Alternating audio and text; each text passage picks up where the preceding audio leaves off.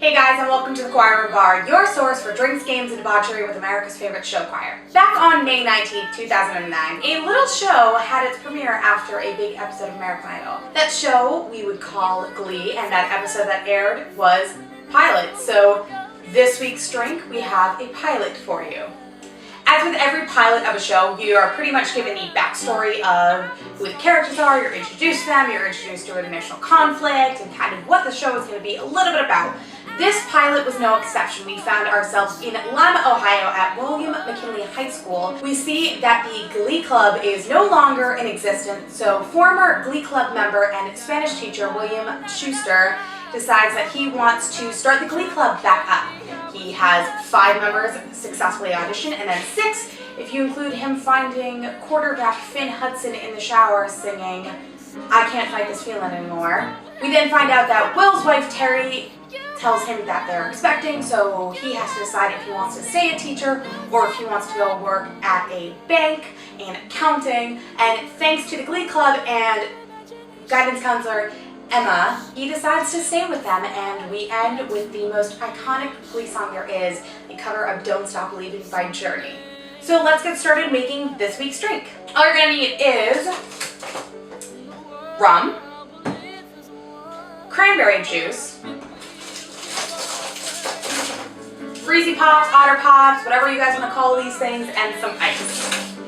So first things first, into our blender, I'm going to take some tropical punch and cherry Freezy Pops and pop them right into my blender.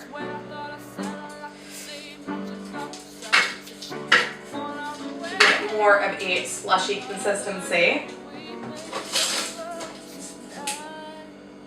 Now, it was the Glee cast that kind of brought slushies back into popularity, and I believe it was cast member Chris Colfer who said that getting hit by a slushie was like being bitch slapped by an iceberg. So I would never want that to happen to me. Now, I remember watching the pilot of Glee, and I actually found out about it because I had been a huge fan of Lea Michele when she was on Broadway with Spring Awakening, and I've also been a very big fan of Ryan Murphy's work, and I was a huge fan of Nip Tuck growing up. Even though I probably should not have been watching that show when I was younger, it was still amazing. So I've added about 5 Freezy Pops into here, and then I'm going to add in some extra ice.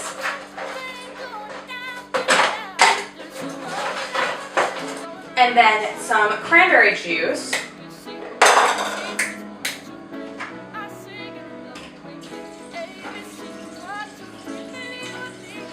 Just enough pretty much to coat the ice cubes and the Freezy Pop, because you don't want it to be too liquidy.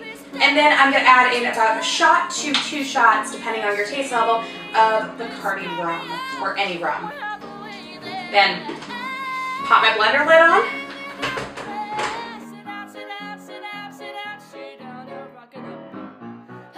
Then just take our slushy, or our pilot, if you will, and pour it into our cup.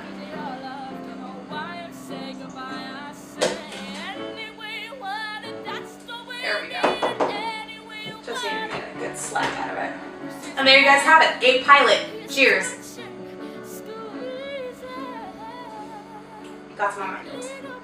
This is good. Now, with every episode of Choir and Bar, there are 3 drinking game rules, and going back to the beginning, let's do this right. Your first drinking game rule is to actually be an audio clue. Every time you hear the background music of an a cappella group that is not the Glee Club, go ahead and take a sip. Your second drinking game rule is to take a sip every time a character introduces themselves using their own name. And your third drinking game rule is a double bonus.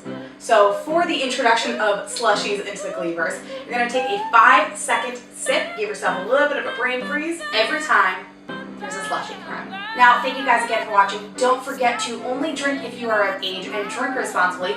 Hit subscribe so you guys can follow along as we go on the road to season 6 of Glee with Choir and Bar, and I'll see you guys in the next video. Bye!